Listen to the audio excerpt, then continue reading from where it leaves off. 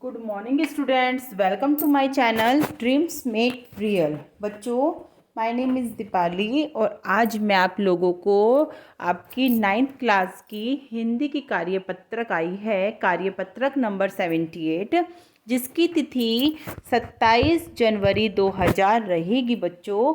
और इसमें हम आपकी रीढ़ की हड्डी को ही, जो हमने लास्ट वर्कशीट में भी पढ़ा था एक काम की, उसको हम आज कंटिन्यू करेंगे। तो पढ़ना स्टार्ट करते हैं। गोपाल प्रसाद कहते हैं बीच में ही, यह बात दूसरी है बाबू राम स्वरूप, मैंने आपसे पहले भी कहा था, लड़की का खूबसूरत होना निहायत जरूरी है, बेहद जरूरी है। कैसे भी हो, चाहे पाउडर वगैरह लगाए,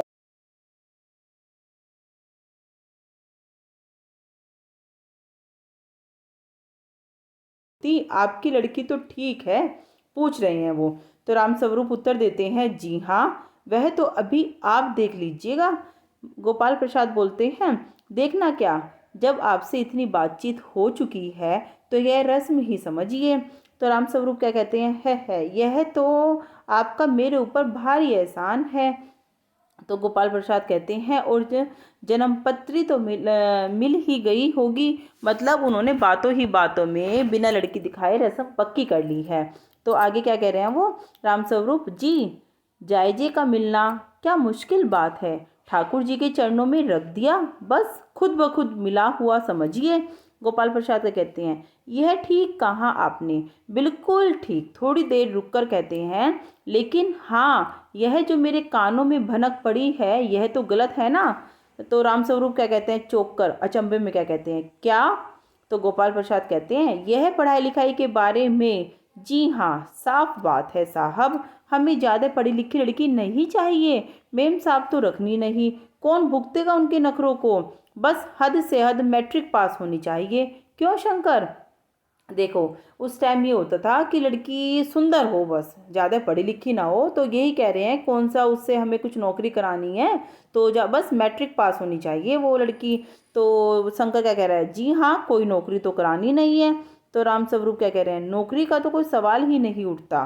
गोपाल प्रसाद कहते हैं, और क्या साहब, देखिए कुछ लोग मुझसे कहते हैं कि जब आपने अपने लड़के को बीए एमए तक पढ़ाया है तो उनकी बहुएं भी ग्रेजुएट लीजिए। भला पूछिए इन अक्ल के ठेकेदारों से कि क्या लड़की की पढ़ाई और लड़कियों की पढ़ाई एक बात है। तो उस जमाने में बच्चों, लड़के की और लड़कियों की पढ़ाइयों में बहुत अंतर होता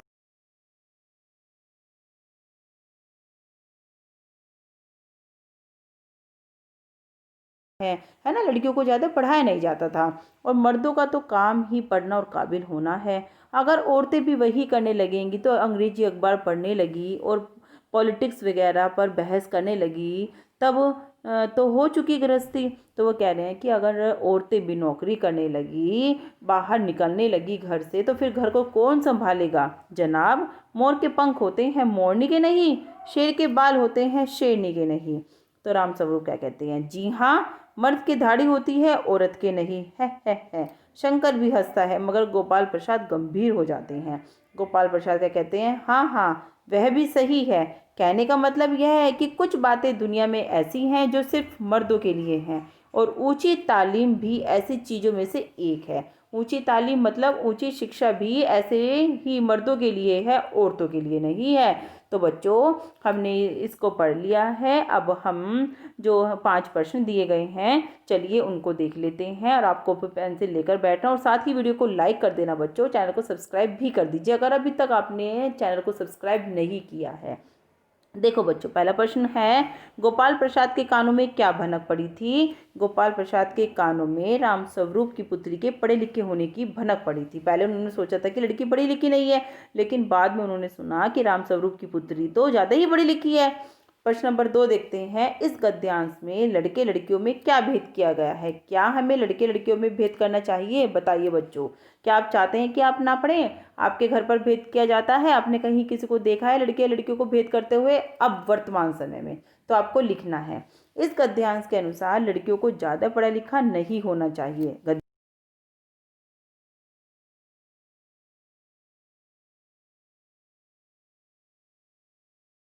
नहीं, हमें लड़के और लड़कियों में भेद बिल्कुल नहीं करना चाहिए, क्योंकि दोनों का समाज में बराबर का अधिकार होता है और दोनों को अपनी इच्छा अनुसार जीवन जीने का अधिकार है। हमारा संविधान भी यही कहता है कि लड़के और लड़कियों दोनों को समान अधिकार दिए गए हैं, दोनों को शिक्षा का अधिकार बराबर का है। चलिए प्रश्न नंबर 3 देखते हैं, आप क्या लिखोगे इसका उत्तर। अब तक किए गए पाठ के आधार पर गोपाल प्रसाद की चारित्रिक विशेषताएं आपको बतानी है, तो बता देते हैं। गोपाल प्रसाद निहायती चालाक थे, बड़बोले थे, लालची और पढ़े लिखे होने के बावजूद स्त्री और पुरुषों की समानता में अविश्वास रखने वाले व्यक्ति के रूप में उभरते हैं। मतलब समझते हैं कि स्त्रियों को कम और पुरुषों को ज़्यादा पढ़ना चाहिए, जबकि हालांकि वो पढ़े लिखे हैं। इसी कारणवश वे अपने मेडिकल में पढ़ने वाले बेटे का विवाह कम पढ़ी लिखी लड़की से करवाना चाहते थे। क्यों? क्योंकि वो रूढ़िवादी धारणा से बिलोंग करते थे। रूढ़िवादी धारणा उनके अंदर बनी हुई थी कि लड़की को अगर ज़्यादा पढ़ा लिखा दिया जाएगा तो वो गृहस्थी नहीं संभाल पाएगी। उनके लिए विवाह एक बिजनेस है। इससे उनका लालची स्वभाव पता चलता है। तो ये आप आंसर लिखेंगे बच्चों। प्रश्न नंबर 4 आप देखिए कैसे लिखेंगे। रामस्वरूप गोपाल प्रसाद का एहसान क्यों मानता है? रामस्वरूप गोपाल प्रसाद का एहसान इसलिए मानता है क्योंकि गोपाल प्रसाद अपने पुत्र के विवाह का रिश्ता अपने रामस्वरूप की पुत्री से करवाने वाला था। प्रश्न नंबर 5 देख लेते हैं बच्चों, आप कैसे लिखेंगे। तालीम से आप क्या समझते हैं? क्या यह सिर्फ मर्दों का अधिकार है? क्यों अथवा क्यों नहीं बताना है आपको। तालीम का अर्थ क्या है बच्चों? शिक्षा। क्या अर्थ होता है तालीम का? शिक्षा। मर्दों और स्त्रियों दोनों का मौलिक अधिकार है।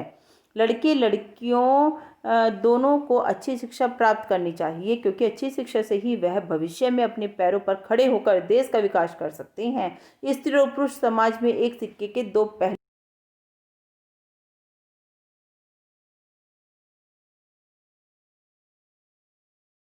स्त्रियों को निम्न समझना चाहिए और पुरुषों को उच्च समझना चाहिए। आप भी देखते होंगे बच्चों, वर्तमान समय में आज स्त्रियां हर एक क्षेत्र में आगे निकल रही हैं, चाहे वो पढ़ाई का क्षेत्र हो या फिर अंतरिक्ष पर चढ़ने का, अंतरिक्ष में जाने का। आज हर एक क्षेत्र में स्त्रियां जो हैं वो मर्दों से आगे बढ़ रही हैं। चलिए बच्चों, तो इस तरह से आप इनके प्रश्नों के उत्तर लिखेंगे। अच्छे से आपको समझ में आ गया होगा। जल्दी से अपने फ्रेंड्स को शेयर करना और चैनल को सब्सक्राइब करना। Thank you.